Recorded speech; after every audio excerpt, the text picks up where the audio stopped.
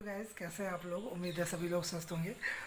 अब जो आज हम शुरू करेंगे केमिस्ट्री का सेकंड चैप्टर यानी सॉल्यूशन शुरू करेंगे। और सॉल्यूशन के बारे में हम लोग वैसे लोअर क्लासेस में पढ़ चुके हैं कि solute plus solvent equals to solution, but इसमें हम इसको थोड़ा विस्तृत रूप से पढ़ेंगे। तो आइए हम लोग शुरू करते हैं नेक्स्ट चैप्टर, सॉल्यूशन।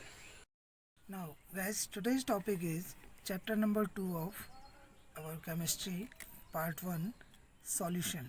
यानी दूसरा जो हमारा चैप्टर है उसका नाम है विलियन। ठीक है, हमने 9th में भी विलियन यानी सॉल्यूशन के बारे में पढ़ा है, 10th में भी पढ़ा है। ठीक है, कि सॉल्यूशन क्या होता है कि when solid is homogeneous make a homogeneous mixture with a solvent then it form a solution. यानी जब विलेय और विलायक मिलते हैं और एक समांगी विलयन बनाते हैं, समांगी मिश्रण बनाते हैं, तो हमें विलयन प्राप्त होता है। ठीक है, तो ये हम 9th-10th में यानी लोअर क्लासेस में पढ़ चुके हैं, लेकिन यहाँ पर हमने इसका थोड़ा विस्तृत स्वरूप को पढ़ना है, तो थोड़ा सा ध्यान दीजिएगा, बहुत ज़्यादा इंपॉर्टेंट है।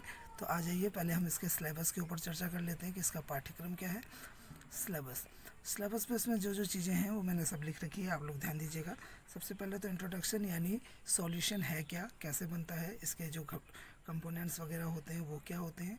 ठीक, उसके बाद सेकंड नंबर आता है इसका टाइप्स ऑफ सॉल्यूशन, यानी या फिर आप कह सकते हैं क्लासिफिकेशन ऑफ सॉल्यूशन, यानी सॉल्यूशन कितने प्रकार के होते हैं। और इससे रिलेटेड बोर्ड में भी एक क्वेश्चन 1 मार्क्स का केवल इसके टाइप्स के ऊपर 100% लगभग आता है। ठीक, उसके बाद आ जाते हैं आप कंसंट्रेशन ऑफ सॉल्यूशन, यानी विलयन की सांद्रता क्या होती है।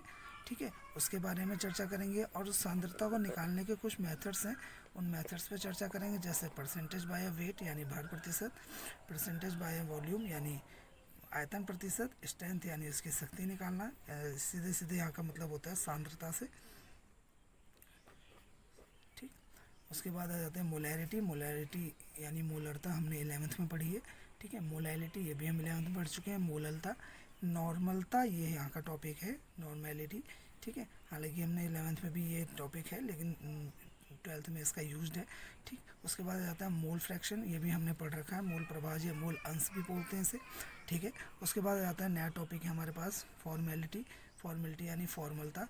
ठीक है, इन सब के बारे में हमने इस चैप्टर में पढ़ना है। उसके बाद आ जाते हैं सॉल्युबिलिटी बहुत तरह की होती है, जैसे गैसों का ठोस में विलयन, यानी solubility of gases in solid, solubility of solid in liquid, solubility of gases in liquid. ठीक है, इसमें गैसेस इन लिक्विड वाला टॉपिक नहीं डाला है, कि इसी के अंतर्गत हम उसे पढ़ लेंगे। ठीक है, उसके बाद आ जाते हैं वेपर प्रेशर यानी वाष्प दाब क्या होते हैं, इसको इफेक्ट करने वाले जो फैक्टर होते हैं वो क्या होते हैं। Raoult's law very very important, and Henry law, very both law are very very important for your board exam. और लगभग अप्रॉक्सीमेट 100% इससे रिलेटेड क्वेश्चन बोर्ड में आता है। ठीक, उसके बाद आ जाता है ideal and non ideal solution. ठीक, आदर्श और अनादर्श विलयन, which is follow the Rolle's law are called ideal and not follow the Rolle's law are called a non ideal solution। ठीक, उसके बाद आ जाता है very very very important for your board exam, and इससे related एक long question आपके पास ज़रूर बन के आता है, 4 से 5 नंबर तक का। ठीक है, मिनिमम 3 नंबर तक का तो आता ही है, कि कॉलिगेटिव प्रॉपर्टीज़ यानी अणुसंख्य गुणधर्म क्या होते हैं। तो 4 प्रकार के अणुसंख्य गुणधर्म होते हैं इसमें। पहला होता है लोवरिंग ऑफ वेपर प्रेशर यानी वाष्प दाब का अपेक्षिक अवनमन। Second, elevation of boiling point यानी क्वथनांक में उन्नयन। डिप्रेशन इन फ्रीजिंग पॉइंट यानी हिमांक में अवनमन। ऑस्मोटिक प्रेशर यानी परासरण दाब। अब ये चारों खत्म हो जाते हैं जब, तो परासरण के बारे में भी हम इसमें पढ़ते हैं, यानी परासरण क्या होता है। ठीक, परासरण के प्रकार क्या होते हैं, टाइप्स ऑफ ऑस्मोसिस, और वांट ऑफ फैक्टर, एक लास्ट जो टॉपिक है हमारे पास वांट ऑफ फैक्टर। इसी के साथ आपका ये चैप्टर भी फिनिश हो जाता है। तो चलिए शुरू करते हैं इस चैप्टर को पहले टॉपिक के साथ, इंट्रोडक्शन यानी परिचय। विलयन, हम लोग जानते हैं कि विलय और विलायक मिलकर विलयन बनाता है, यानी solute plus solvent is called a solution. तो इसकी जो डेफिनेशन है उसे पढ़ लेते हैं कि solution is the homogeneous mixture of 2 और मोर सब्सटेंस इन सेम और डिफरेंट फिजिकल फेसेस, यानी विलयन एक या अलग अलग भौतिक चरणों में 2 या 2 से अधिक पदार्थों का समांगी मिश्रण है। ये इसकी डेफिनेशन है। ठीक, इसके अंदर भी कुछ इसके बारे में बताया गया है, उसे भी देख लेते हैं कि the substance forming the solution are called the components of the solution. यानी जो विलयन बनाने वाले पदार्थ होते हैं वो विलयन के क्या कहलाते हैं, घटक कहलाते हैं या अवयव कहलाते हैं।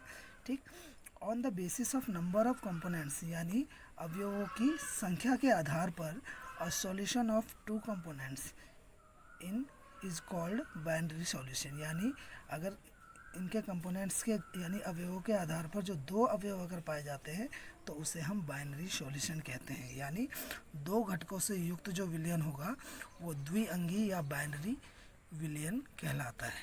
ठीक है, ये तो था आपका विलयन के बारे में इंट्रोडक्शन। अब आ जाते हैं इसके घटक के बारे में। कंपोनेंट्स ऑफ सॉल्यूशन यानी विलयन के घटक या अवयव।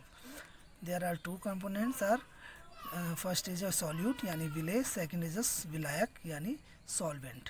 ठीक, इन अ बाइनरी सॉल्यूशन किसी भी द्विअंगी यानी बाइनरी सॉल्यूशन में विलयन में solvent is the component which is present in a large quantity. यानी जो विलायक होता है वो अधिक मात्रा में उपस्थित होता है किसी भी बाइनरी सॉल्यूशन यानी किसी भी द्विअंगी विलयन में।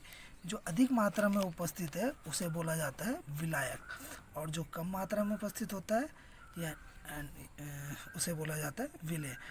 And while the other component is called a solid. यानी जो अदर होगा यानी जो कम मात्रा में होगा उसे हम क्या बोलेंगे, विलेय। यानी किसी भी विलयन में जिसकी मात्रा ज़्यादा वो विलायक और जिसकी मात्रा कम वो कहलाता है विलेय। ठीक, अब आ जाते हैं अगला टॉपिक। नेक्स्ट है क्लासिफिकेशन ऑफ सॉल्यूशन और टाइप्स ऑफ सॉल्यूशन यानी विलयनों के प्रकार। दो तरह का केस है यहाँ पे। पहला हमने ए पॉइंट डाला है, देखिएगा। ए के अंतर्गत क्या आता है कि following types of solution are seen on the basis of physical state of solute and solvent. यानी किसी भी विलेय तथा विलायक की भौतिक अवस्था के आधार पर जो विलयन होता है वो निम्न प्रकार के होते हैं। कितने प्रकार के हैं, खासकर 9 प्रकार के होते हैं, याद रखिएगा। वो 9 कौन कौन से प्रकार है देखते हैं, देखिएगा। हमने यहाँ पे सीरियल नंबर डाला है। पहले सॉलिड सॉल्यूशन है, फिर लिक्विड सॉल्यूशन है, उसके बाद अभी एक गैसियस सॉल्यूशन भी आएगा। ठीक है, सॉल्यूट है और सॉल्वेंट है और उसके कुछ एग्जांपल। इससे रिलेटेड बोर्ड में 100% एक नंबर का क्वेश्चन पेपर में पूछा जाता है। ठीक है, तो देखिए, अगर सॉलिड विलेय यानी जिसे घोला जा रहा है वो सॉलिड और जिसमें घोला जा रहा है वो भी सॉलिड हो, तो दोनों अगर ठोस होंगे तो क्या हो जाएगा, यानी मिश्र धातु। ठीक, जिसमें घोला जा रहा है वो सॉलिड है और जिसे घोला जा रहा है वो लिक्विड है, तो क्या होगा, जल युक्त लवण यानी हाइड्रेटेड सॉल्ट। ठीक, थर्ड केस, जिसमें घोला जा रहा है वो सॉलिड है, जिसे घोला जा रहा है वो अगर गैस है तो उसका एग्जांपल डिजॉल्व गैसेस है ना, मिनरल्स। यानी जिन मिनरल्स में जो गैसेस घोली जाती हैं, जैसे पारा घोला जाता है किसमें, गोल्ड में घोला जाता है। ठीक है, इस तरह का केसेस होता है जो। ठीक है, अब आ जाते हैं सेकंड टाइप्स के यानी लिक्विड सॉल्यूशन जो होते हैं। यानी पहला, अगर सॉलिड है यानी विलेय ठोस है और विलायक द्रव है यानी लिक्विड है, तो ये हो जाते हैं सॉल्ट। कौन सा सॉल्ट, यानी नमक या फिर चीनी। इन दोनों को अगर हम जल में घोल दें तो इनका जो मिश्रण मिलता है हमें, यानी जो सॉल्ट और शुगर सॉल्यूशन मिलता है ना, वाटर, वो कहलाता है आपका सॉलिड को लिक्विड में घोल रहे हैं, क्योंकि चीनी को हम पानी में घोलते हैं। ठीक, दूसरा, लिक्विड को लिक्विड में घोला जा रहा है तो वाटर में अल्कोहल मिलाया जाता है या फिर वाटर में मिल्क मिलाया जाता है, तो ये इस तरह का एग्जाम्पल हो गया। थर्ड, गैस को अगर लिक्विड में मिलाया जा रहा है तो ये हो जाएगा एयरेटेड ड्रिंक्स, यानी जितनी भी ड्रिंक्स जिसमें हवा भरी रहती है, जैसे कोल्ड ड्रिंक्स वगैरह हो गई, ठीक है, वो कहलाती है इन अ वाटर। ठीक, थर्ड केस है इसमें गैसेस सॉल्यूशन है, जैसे सॉलिड को गैस में घोला जा रहा है तो ये होता है जैसे आयोडीन वेपर इन अ एयर, जैसे आयोडीन होती है उसे किसमें, वेपर में घोला जाता है, तो उस तरह का। यानी सेकंड हो गया, अगर लिक्विड को गैस में घोला जाता है तो वाटर वेपर इन एयर। आपने देखा होगा वाष्प जो होती है हमारी, वो कैसी होती है तो गैस में घुली हुई होती है, लेकिन पानी होता है उसमें। ठीक है, तो ये हो गया इसका एग्जांपल। और थर्ड, गैस को गैस में घोला गया है तो ये हो जाता है एयर, क्योंकि सारी गैसों का मिश्रण ही एयर होता है। ठीक, यानी मिक्सचर। ठीक, ये कहलाएंगे आपके ए टाइप के हैं ये, जिसमें से 9 एग्जाम्पल थे। इससे रिलेटेड क्वेश्चन पेपर में एक ना एक क्वेश्चन जरूर आता है, तो इसे ज़रूर ध्यान दीजिएगा। एक और पॉइंट लिखा है यहाँ पे, if water is used in the solvent यानी एज ए सॉल्वेंट, यानी विलायक के रूप में अगर हम जल का प्रयोग करते हैं तो solution is called aqua solution, तो वो विलयन कैसा कहलाता है, जलीय विलयन कहलाता है। अन्यथा वो अनजलीय विलयन यानी नॉन एक्वस सॉल्यूशन कहलाएगा। ठीक है, अब आ जाते हैं बी टाइप के। देखिए ए टाइप वाला था आपका कि on the basis of a physical state of a solute and solvent, यानी विलय और विलायक की भौतिक अवस्था के आधार पर। अब दूसरा क्या है आपके पास, depending upon the amount of the solute dissolve in a solvent we have the following types of solution, यानी विलायक के साथ घुलित जो विलय होते हैं यानी विलय अवयव जो है उसकी घुलित मात्रा के आधार पर विलयन को भी निम्न प्रकार से बांटा गया है। यानी विलय उसमें कितना घोला गया है, कम है, ज़्यादा है, किस तरह का है, तो उसके आधार पर भी विलयन को बांटा जाता है। तो देखिए पहला सैचुरेटेड सॉल्यूशन यानी संतृप्त विलयन।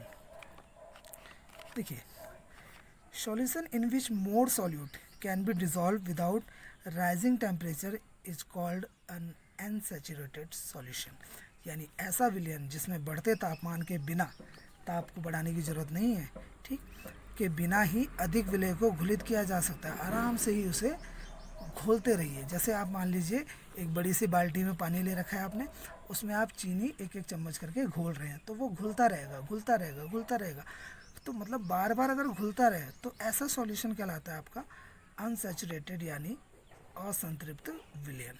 ठीक, सेकंड केस आ जाता है आपका सैचुरेटेड सॉल्यूशन यानी संतृप्त विलयन, कि solution in which no solute can be dissolve further at a given temperature is a called saturated solution. ऐसा विलयन जिसमें किसी भी विलय को किसी तापमान पर और अधिक नहीं घोला जा सकता, घुलित नहीं किया जा सकता, उसे संतृप्त विलयन कहते हैं। यानी अगर किसी एक गिलास पानी में आप थोड़ा सा चीनी घोलते हैं, एक चम्मच वो घुल जाएगा, 2 चम्मच घोलेंगे घुल जाएगा, 3 चम्मच घोलेंगे शायद वो भी घुल जाए, लेकिन अगर आप क्वांटिटी को बढ़ाते रहेंगे तो वो चीनी नहीं घुलती है। यानी वो सॉल्यूशन अब कैसा हो गया, सैचुरेटेड सॉल्यूशन हो गया, उसमें अब और भी ज़्यादा विलय यानी सॉल्यूट घोलेंगे तो वो नहीं घुलेगा अगर उसे गर्म नहीं किया जाए, क्योंकि गर्म करेंगे तो घुल जाएगा। ठीक है, तो यानी किसी एक टेम्परेचर की बात हो रही है, उस पर नहीं घुलता है, तो ये कहलाता है आपका सैचुरेटेड सॉल्यूशन। थर्ड है सुपर सैचुरेटेड सॉल्यूशन यानी अति संतृप्त विलयन। अति संतृप्त यानी अत्यधिक संतृप्त बोल सकते हैं आप, लेकिन अत्यधिक संतृप्त कब होगा, कुछ कंडीशंस में होता है, यानी सैचुरेटेड होने के लिए अग्रसर है। कैसे, solution which contain more solute than that would be necessary to saturate it at a given temperature is called super saturated solution, यानी ऐसा विलयन जिसमें विलय अधिक होता है और उसे किसी दिए हुए ताप पर संतृप्त करना आवश्यक होता है, यानी किसी टेम्परेचर पे उसे हम कंसंट्रेट करने के लिए अग्रसर रहते हैं, यानी उसे कंसंट्रेट करना है, आवश्यक है, तो ऐसा विलयन सुपर कंसंट्रेटेड यानी अति संतृप्त विलयन कहलाता है। ठीक है, तो ये तो थे आपके किसके आधार पर, घुलित विलय के अवयव की मात्रा के आधार पर, यानी जो डिजॉल्व सॉल्यूट है उसकी अमाउंट के आधार पर क्लासिफिकेशन था किसका, विलयन का यानी सॉल्यूशन का। ठीक, अब आ जाते हैं नेक्स्ट टॉपिक में। तो next topic is concentration of solution यानी विलयनों का सांद्रण। हमने अभी बोला भी था कि किसी दिए गए विलयन में उपस्थित विलय की मात्रा उस विलयन की सांद्रता कहलाती है। The amount of solute dissolve in given solution is called concentration of that solution, यानी उस सॉल्यूशन में कितना विलय घुला है वो उसकी सांद्रता को प्रदर्शित करेगा। ठीक, तो सांद्रता को व्यक्त करने की कुछ विधियां हैं। The methods of represent the concentration of solution there are, first of all विलयन का भार प्रतिशत यानी परसेंटेज बाय वेट।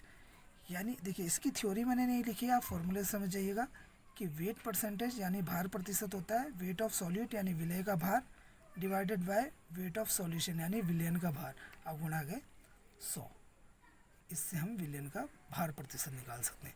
ठीक उसी तरह से होता है आयतन प्रतिशत। आयतन प्रतिशत में क्या है, विलयन जो वॉल्यूम को परसेंटेज होगा वो वॉल्यूम ऑफ सॉल्यूट यानी विलय का आयतन बटे विलयन का आयतन गुणा गए 100। ठीक, ज़्यादा डीपली नहीं समझाया इसे, केवल फॉर्मूले से समझने लायक है तो आप समझ सकते हैं आराम से। उसके बाद थर्ड पॉइंट है शक्ति यानी स्ट्रेंथ। स्ट्रेंथ यहाँ पे सीधे सीधे आप कंसंट्रेशन से रिलेट कर रहा है कि यानी कंसंट्रेशन कैसे निकालेंगे आप इसकी, ये निकलता है मास ऑफ सॉल्यूट यानी किसका, विलय का द्रव्यमान divided by volume of solution यानी विलयन का आयतन। विलय का द्रव्यमान बटे विलयन का आयतन बराबर होता है शक्ति या कॉन्सेंट्रेशन के, ठीक है। कब? जब लीटर में दिया गया हो विलयन का आयतन, और जब वही विलयन का आयतन किस में दिया हो, ml में दिया रहेगा, तो 1000 से इसमें मल्टीप्लाई हो जाएगी, क्योंकि ग्राम और लीटर में तब क्या होता है, सॉरी ml में होगा तो ये 1000 से मल्टीप्लाई हो जाएगी, ठीक है। अब आ जाते हैं नेक्स्ट टॉपिक पे, जो कि है 11th में भी हमने पढ़ा है, मोलरता, मोलैरिटी। मोलैरिटी क्या होता है? Number of solute, moles of solute dissolve in a 1 litre solution is called a molarity of a solution, यानी 1 लीटर विलयन में घुलित विलय के मोलों की संख्या उस विलयन की मोलरता कहलाती है। तो m equals two moles of solid यानी विलय के मोल divided by volume of solution यानी विलयन का आयतन। अगर ml में है तो 1000 से मल्टीप्लाई, और अगर लीटर में है तो कोई मल्टीप्लाई नहीं होती है, ठीक। आपने एक चीज़ और पता होगा आपको कि नंबर ऑफ मोल्स कैसे निकालते हैं। नंबर ऑफ मोल्स निकालते हैं गिवन मास अपॉन एटॉमिक मास, ठीक है। तो वही चीज़ यहाँ पे अपनाई गई है, नंबर ऑफ मोल्स की जगह सॉल्यूट की जगह given mass upon atomic mass of solute divided by वही volume of solution ml multiplied by 1000, ठीक। अब अगर हमने क्या कहा, हमने कहा अगर गिवन मास ए को अगर हम सॉल्यूट मान ले, बी को अगर सॉल्वेंट मानते हैं, तो यहाँ ए हम सॉल्यूट से सॉल्यूट को डिफाइन कर रहे हैं ऐसे, तो यानी मास डब्ल्यू को मान लिया हमने, डब्ल्यू ए हो गया गिवन मास उसका, और एम ए हो गया उसका एटॉमिक मास किसका, सॉल्यूट का, और वी हो गया आपका वॉल्यूम ऑफ सॉल्यूशन ml में है मल्टीप्लाई बाय 1000, एम ए आ जाएगा इधर W A upon M A into V ml multiply by 1000, ये हो जाएगी मोलैरिटी, ठीक है। मोलैरिटी निकालने का फॉर्मूला, मोलैरिटी के बारे में इससे ज़्यादा डिस्कस इसलिए नहीं करेंगे क्योंकि हमने 11th में भी इसे पढ़ा है, ठीक है। अब आ जाते हैं नेक्स्ट मोलैलिटी। देखिए मोलैलिटी क्या होती थी, मोललता यानी number of moles dissolve in a 1 kg solvent is called a molality of a solution, यानी किसी 1 किलोग्राम विलायक में घुलित विलय के मोलों की संख्या उस विलयन की मोललता कहलाती है। इसे स्मॉल m से दिखाते हैं, मोल्स ऑफ सॉलिड यानी विलय के मोल बटे मास ऑफ सॉल्वेंट यानी विलायक का द्रव्यमान इन kg, और अगर वही ग्राम में होगा तो मल्टीप्लाई बाय 1000 हो जाएगा। वैसे विलय के इसको देखिए डब्ल्यू अपॉन एम ए जैसे हमने अभी लिखा था, ठीक है। Mass of solvent, mass M A plus B, A solute है ये सॉल्वेंट है, दोनों को जोड़ देंगे इसलिए मास सॉल्यूशन का है, मल्टीप्लाई बाय 1000, और ये हो जाएगा स्मॉल एम यानी molality equals to W upon M A plus B multiplied by M A into 1000, ये हो जाएगा आपका मोलैलिटी। तो गाइस अभी आज के लिए बस इतना ही, बाकी का जो टॉपिक्स हैं उसके हम कल चर्चा करेंगे। फिलहाल आज जो हमने पढ़ा उसको पढ़ा हमने इंट्रोडक्शन पढ़ा हमने इंट्रोडक्शन, उसके बाद हमने उसके क्लासिफिकेशन पढ़ा, उसके क्लासिफिकेशन किस 2 प्रकार के क्लासिफिकेशन होते हैं, ठीक है। पहले प्रकार में हमने 9 टाइप्स पढ़े थे, 9 टाइप्स, ठीक है। दूसरे में हमने 3 टाइप्स पढ़े, वो भी हम पढ़ चुके हैं। उसके बाद हमने विलयनों का सांद्रण यानी कंसंट्रेशन पढ़ा। कंसंट्रेशन को व्यक्त करने की कुछ विधियां हैं, जिनमें से हमने परसेंटेज बाय वेट यानी विलयन का भार प्रतिशत, परसेंटेज बाय वॉल्यूम यानी आयतन प्रतिशत, स्ट्रेंथ यानी सांद्रता की शक्ति, ये पढ़ा। उसके बाद मोलैरिटी और मोलैलिटी ये सब हम पढ़ चुके हैं, ठीक है। तो बाकी का जो टॉपिक है वो हम पढ़ेंगे कल। आज के लिए बस इतना ही, धन्यवाद।